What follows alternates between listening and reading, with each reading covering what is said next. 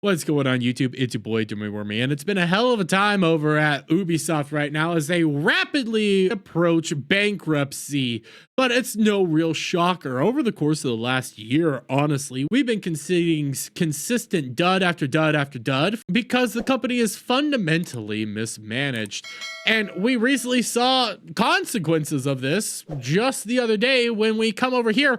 Ubisoft closes a Star Wars company studio, lays off 185 employees as company's financial troubles deepen ahead of Assassin's Creed Shadows. But when we scroll down here, we can see what actually ended up happening. Ubisoft revealed the closure of Ubisoft's Leamington, a UK-based studio that had been part of the Ubisoft family since its acquisition from Activision in 2017. Formerly known as Freestyle Games, Ubisoft Leamington employed around 50 dedicated professionals who contributed to notable titles such as Star Wars Outlaws, Skull and Bones, Avatar: Frontiers of Pandora, Tom Clancy's Division 2, and Far Cry 5. The shutdown of the studio not only marks the end of an era for its employees, but also underscores the broader challenges Ubisoft faces in maintaining its diverse portfolio of games. The decision to close Ubisoft Leamington is part of a larger restructuring plan that will affect other Ubisoft offices, including those in Dusseldorf, Stockholm, and Newcastle upon Tyne, home to Ubisoft Reflections. Yeah, interesting how that's all going down. But I want to go back a little bit and just point out the games that this particular branch, the Leamington area, was actually responsible for. Star Wars Outlaws, Skull and Bones, Avatar: Frontiers of Pandora, Tom Clancy's The Division 2, and Far Cry 5. Now, these last two, Tom Clancy's The Division 2, didn't do so well. Far Cry 5, it's been a little while. I don't remember which one that is. I think that's the America-based one. Did okay. But we come over here to these first three in particular. Skull and Bones. Ubisoft allegedly spent between 650 and 850 million on its quadruple A game Skull and Bones. Now, when it comes to Skull and Bones, this was a game that was in development for decades and was marketed as one of the world's first quadruple A games. And when it came out for audiences to actually participate in, all it was basically a lackluster game with a bunch of invisible walls, had no real advancements in gameplay. It wasn't really something spectacular. And people even pointed out, yeah, it was basically a complete and total dud that, well, you spent an arm and a leg on and you got nothing back for it. This was a disaster for Ubisoft. This was something that was supposed to be pushing new grounds and to be taking us back to some of the best parts of things like Assassin's Creed Black Flag. But instead, what we got was just a middling disaster. And when it comes to things like Avatar, for example, that was just a monumental disaster when it comes to its marketing. Ubisoft's marketing has utterly failed Avatar. I didn't even realize that this game came out already. I keep forgetting that this game even exists, but that's because it was marketed poorly.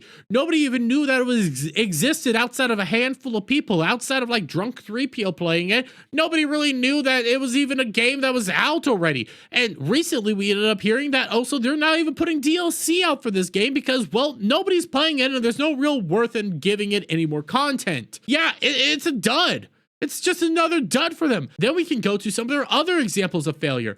Ubisoft shuts down XDefiant about a month after executive producer claimed company had no plans to shut down. Remember this one? Now, this isn't from the Leamington branch. This is from Ubisoft itself, but XDefiant was supposed to be their Call of Duty killer. XDefiant was this game that they kept promising was going to be huge. Got marketed back in, I want to say it was 2020, 2023. It's been a little while since I looked up the Wikipedia title. And it constantly had all these early access plays, all these demo plays. People could come in for free and test out the game. And consistently, people kept pointing out the game's unplayable. The game kept breaking. The game servers couldn't sustain the influx of players. And over a period of time, it just died. The game fully launched, and within a year, it's already shut down. But it's a consistent pattern that we're seeing here. It's a consistent example of the mismanagement that Ubisoft has. Heck, you even have Ubisoft admits Star Wars Outlaws sales softer than expected, as it slashes net expected bookings by 30%. This is from September. Considering Leamington Branch actually worked on Star Wars Outlaws, I would be remiss if I didn't bring it up and talk about it. Star Wars Outlaws was one of the worst outings for a video game in the history of gaming. It makes E.T. look like a good game. Remember, this game was filled with game-breaking bugs, some of which even made early access players have to delete their entire save file because they couldn't leave certain planets after 5 hours of the game. Plus, when it comes to Star Wars Outlaws, they had to remove stealth sections. Is Star Wars Outlaws ditching stealth a good idea or a bad omen? It's a bad omen. It was a bad omen from the get-go because remember, this is Ubisoft, okay? This is Ubisoft, a company known for games like Assassin's Creed and Splinter Cell, games that pride itself on its stealth mechanics, and they couldn't even get a stealth system right in Star Wars. Oh, we also had the fact that when it finally came out to PC, it barely even had anybody playing it because it was a dud. So no wonder Ubisoft's in a bit of financial struggles right now. Oh, we have other examples as well. Ubisoft Prince of Persia: The Lost Crown looks like another sales dud. Again, this is another game, just like Avatar, I didn't even know came out already. I thought it was still in development. It came out and nobody played it. When we actually look at some of the Steam charts, nobody was playing this game. This was a dud. Games like frickin' Dustborn had better scores than this. Concord had better player scores than this. This game came out like a fart in the wind and nobody even realized it was even existing. Ubisoft failed. We're seeing more and more patterns of this. And it doesn't just stop there, guys. We have things like Assassin's Creed Shadows. That wasn't just delayed once, it was delayed twice. And when it came to its first delay, this increased the budget by at least 20 million euros, which equates to about 21 million US dollars. And by doing that, you've just increased the budget to astronomical amounts right there and made it so that the game needs to sell basically 10 million copies just to break even. That was with the first delay. Who knows what happens with the second delay? But hey, when they first announced the delay, they decided to cite Star Wars Outlaws as the reason for their delay. The launch of Star Wars Outlaws was the reason they decided to delay the game in the beginning. Well, that was a bug-filled game. I guess they're gonna work out all the bugs and make sure Assassin's Creed Shadows isn't buggy and filled with all this stuff, right? Oh, wait, no. After claiming to spend $20 million on bug fixes and polishing, Assassin's Creed Shadows bugs out on gameplay stream. Now, I've played this stream a few times right now, but let's play it again, shall we? In which they can't pet a freaking dog, and this isn't just the only example, mind you. Sounds good. Hold on a second. There's the dog, hits pet. Hello. Can't pet the dog. Come over here. No matter what they do, they can't pet the dog. And I know it's a small one. It's a tiny one. It's not a big deal. Oh, but we also have this beautiful little clip here of Yasuke fighting. Look at all that fighting, guys. Man, really reactive enemies there, right? Really good gameplay right there. Great mechanics. All the NPCs that you get to fight, man, they're reacting wonderfully right there. And I point this out because again, we just come back over here.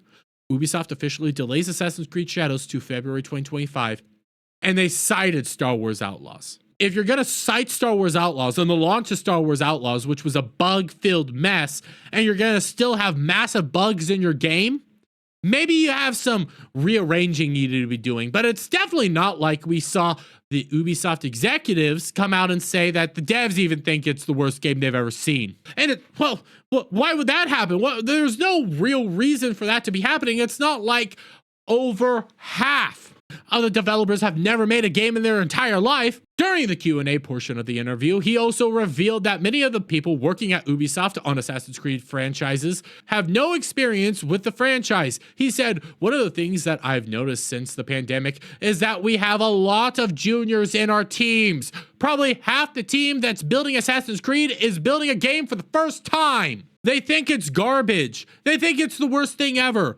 because they've never built a game before. And you have this as your development team on Assassin's Creed Shadows. You have over half your team has never built a game in their entire life. So we go back over to what started this all off, okay? Ubisoft shuts down an entire branch and lays off a bunch of employees. Why is this happening? Company's fundamentally mismanaged. Company doesn't know how to put out a good game anymore. Company doesn't know what it needs to do to actually reach gamers. All we are seeing is a consistent pattern right now. So when we come back over here to them being on the fast track basically to bankruptcy, yeah, and we just keep seeing more and more confirmation that Ubisoft is just one game away from total disaster. But I'm going to leave it there, guys. Let me get you guys' thoughts on all this down in the comments below. If you like this video, please give it a thumbs up. Shout out friends, hit that subscribe button, and hit that notification bell for every time I put out a new video go live, guys. And I'll see you on the next one. Bye for now.